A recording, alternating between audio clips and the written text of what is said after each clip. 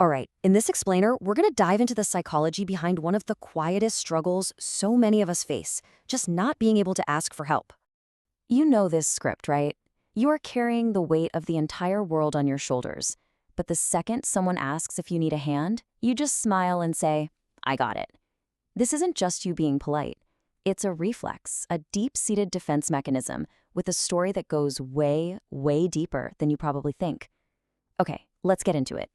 So, we're going to start by looking at that one little word, fine. Think of it as more than just a word. It's a mask. And behind that mask is this complex, invisible system that's running the show just beneath the surface. Yeah, this isn't some conscious choice you're making in the moment. It is a pattern. It's wired into your brain from experiences that taught you again and again that needing something was dangerous or just pointless. It's a system that was built, believe it or not, to protect you. So, where did this whole system even come from? Well, to understand the adult who can't ask for help, we have to look at the child who learned that they couldn't. This is all about the blueprint that was drawn for you, long before you even knew how to read it. And psychology actually has a name for this. It's called parentification. Now, this isn't just when a kid helps out around the house. Oh no, it's when a child is forced to step into an adult role. They become the emotional manager, the problem solver, the caretaker, all because the actual adults in their life just couldn't or wouldn't. It's this quiet crisis that from the outside looks a lot like maturity. This right here, this just captures the whole experience so perfectly. It was never about chores. It was about emotional survival. You had to learn to be a meteorologist for other people's feelings, right?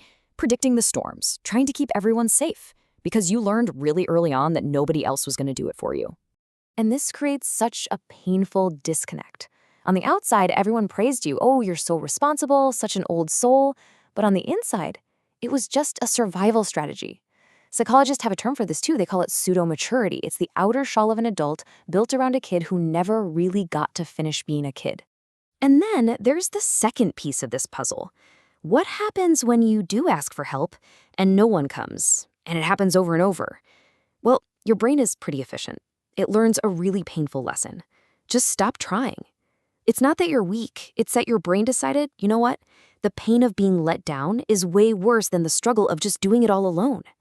How many times have you decided it was just easier to do it yourself? And it is so crucial to understand this. This is not a personality flaw. It's a trained response. Your childhood was a training ground that taught you through thousands of tiny little moments that the only person you could ever truly 100% rely on was yourself. You weren't born this way. You were shaped this way. Now, all those childhood survival skills, they don't just disappear when you grow up.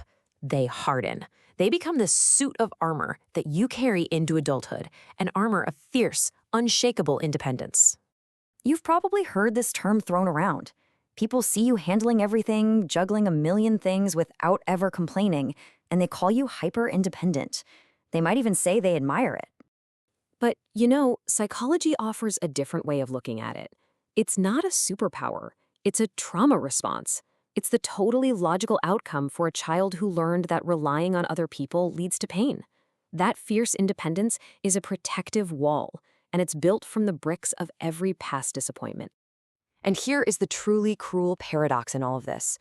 The very behavior that was born from neglect and failure is often what society rewards you for. You get praised for being low maintenance, for never being a burden, and all that praise just makes the armor feel valuable, which makes it even harder to ever take it off. So just take a moment here and ask yourself, does this sound familiar?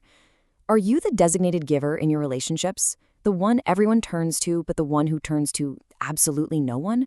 The one who holds all the space for everyone else's problems while you're just quietly carrying your own?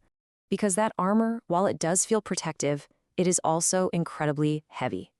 And it comes at a really, really high cost. This silence, this refusal to ask for help, it isn't free. It slowly erodes you from the inside out.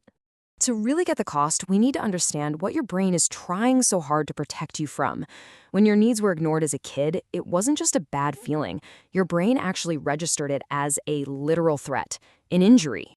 And that's not just poetry, that is neuroscience.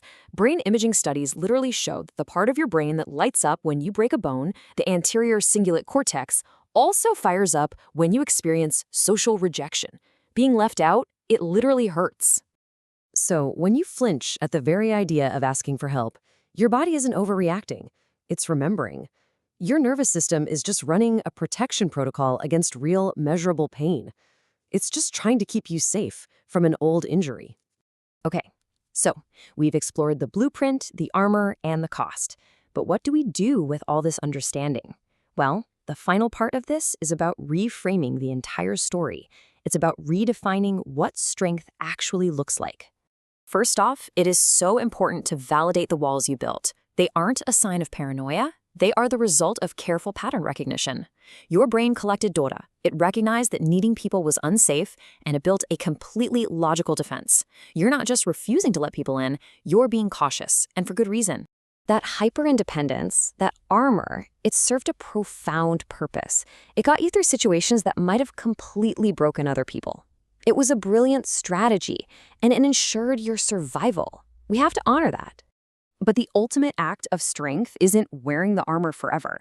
It's developing the wisdom and the courage to know when you're finally in a place that's safe enough to set it down. You see, real strength isn't never needing help.